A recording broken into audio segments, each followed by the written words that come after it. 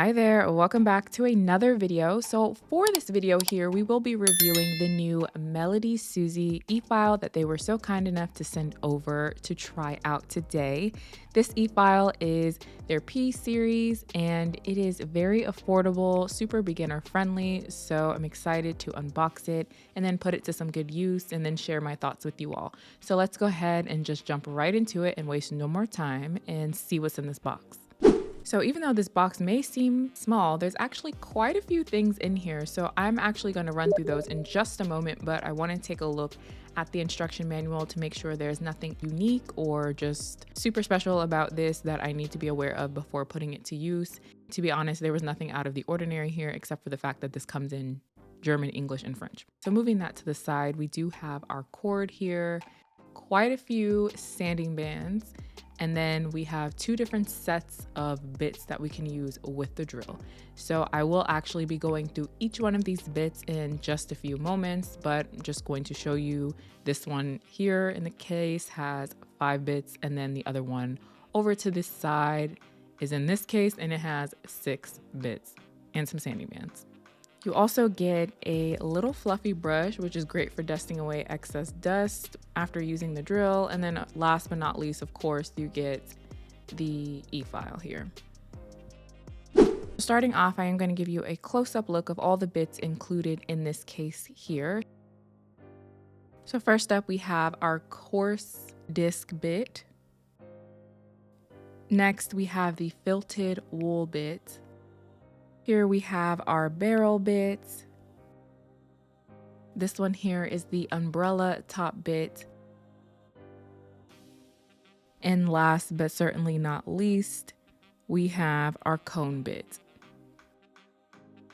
So that's it for the first set of bits, but next we do have this second set of bits here. This one here though is very common to receive anytime you order an e-file off of someplace like Amazon, because they all pretty much give you this starter kit right here. So it's nice that they included both, but in case you have never seen this before, I am going to quickly run through these as well.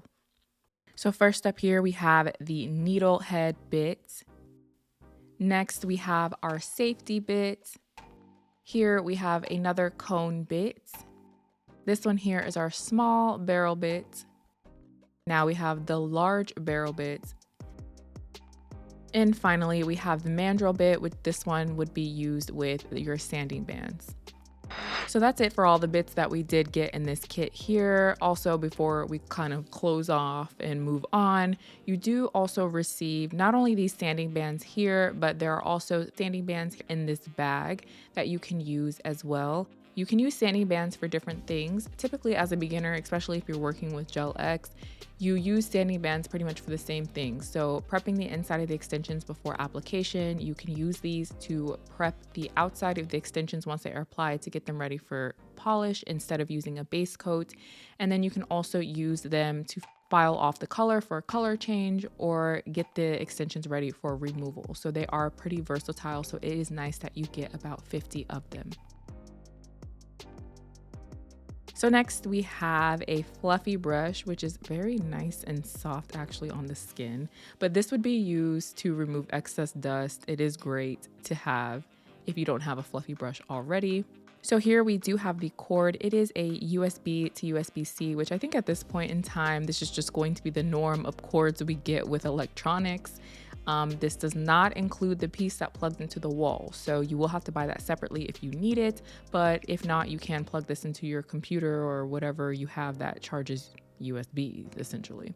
And finally, we have the drill here. I just wanted to get everything out of the way so we can give the drill our full attention. So I'm actually going to go through the features from top to bottom. So starting off here, this is where you would place your drill bits. The thing about this is it doesn't have a locking mechanism, so you do have to be careful when placing your drill bits in here that you don't push them down too far or you don't push them down far enough so when you turn the drill on it pops out of place and causes issues. Next here we do have our buttons and an LED screen. So first two buttons are really what controls the speed, so you can go up or down. The button here is how you would turn the drill on and off, but also it controls whether or not the drill is going forward or reverse. And then here we do have a light indicator, which basically says if the drill is charging or not. So I'm going to go ahead and plug the cord in here so you can see what I mean. And once you plug it in, you can see here that it is red to indicate that it's charging. Once it is done charging or there is enough charge, it will turn green. So for this, you can actually tell the drill to either go forward or in reverse. You just would have to click the on and off button really fast a couple of times. There is no memory function here on this drill, so each and every time you turn it on, you will have to pick your speed. Once the drill is on, you'll see here that there is a green light telling you that it's on and there is enough charge. So I'm actually going to turn the speed all the way up and then turn it all the way down just to see kind of how fast it changes speed. And I will say it does so extremely fast, which is not a bad thing, but you just have to make sure that your hand is in a good placement once you're using the drill away from the button so you don't accidentally turn it too high. So I actually want to share the sound of the drill. So I'm actually going to turn my voiceover off so you can hear me talk here and you can hear how loud or how quiet the drill is.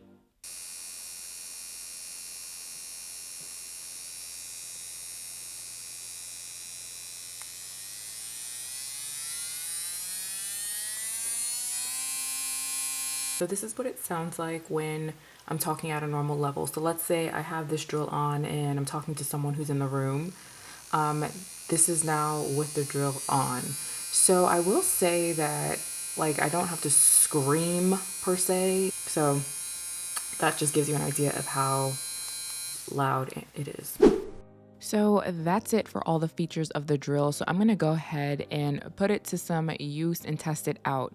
What I will be doing is taking the drill and the bit that it came with in the set, which is this mandrel and sanding band, and I'm going to remove the top layer of polish from my extensions.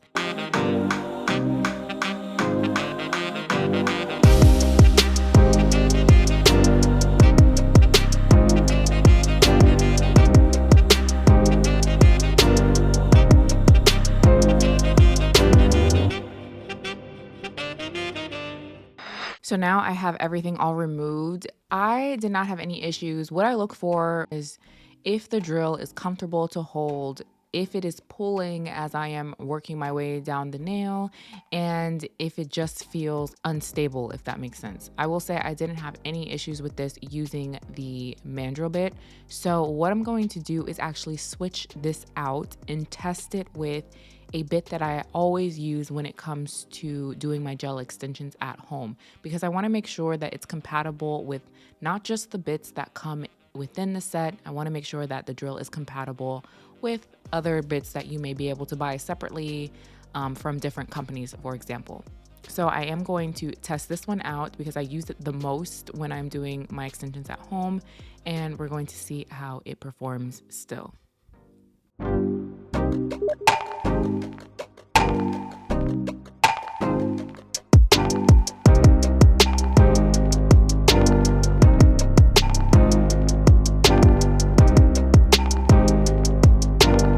So now all the polish is off of my middle finger, and I will say that I didn't have any issues. So what I was looking for was to make sure that the bit could spin appropriately in the drill, so it's not trying to spit it out or drop it off or just making it feel weird.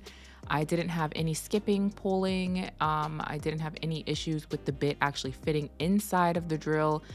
So what I am going to do is finish removing all the polish from the rest of the fingers so I can get a better feel to make sure there's nothing that may have just been a fluke.